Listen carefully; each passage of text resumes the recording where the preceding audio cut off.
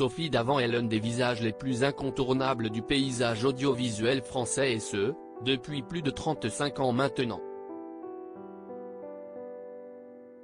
Pourtant, évoluer dans ce monde fermé qu'ouest celui de la télé n'a pas toujours été une partie de plaisir. Invitée dans l'émission Clique ce mardi 5 septembre 2023, elle a fait une confidence sidérante. Sophie Davant s'est construite seule, sans l'aide de personne. Passionnée et déterminée, l'animatrice a toujours eu à cœur de faire sa place dans un monde qui, il y a 30 ans, était largement dominé par les hommes. Malgré toute sa bonne volonté, elle n'a donc pas pu échapper à certaines remarques très déplacées. 30 ans après, une en particulier lui reste encore et toujours en mémoire. Face à Mouloud Achour dans l'émission Clique, le mardi 5 septembre 2023, la compagne de William Lémergie s'est confiée comme jamais. Lorsque le journaliste lui demande s'il y a une réflexion d'un patron de chaîne qu'elle n'oubliera jamais, Sophie Davant répond oui immédiatement avant de s'expliquer.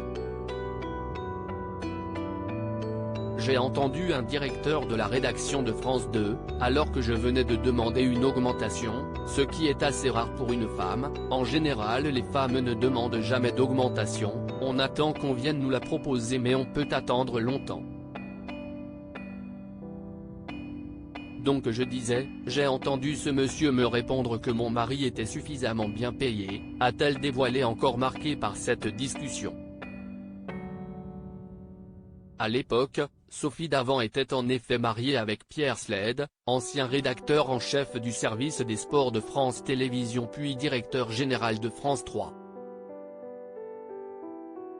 Ensemble, ils ont eu 2 enfants, Nicolas, né en 1993 et Valentine, née en 1995. Bouche bée devant une telle remarque, Sophie Davant explique qu'elle n'a pas su répondre. Je n'ai rien répondu à l'époque mais aujourd'hui, on ne pourrait plus dire ce genre de choses. Et heureusement.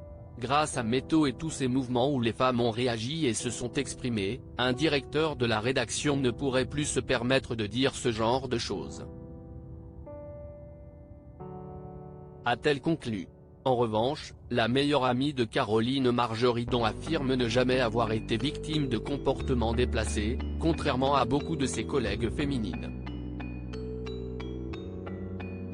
Je m'en suis sortie par l'humour et plusieurs pirouettes.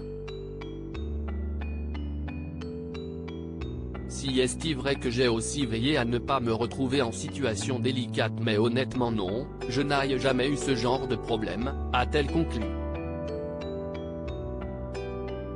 Au moins une.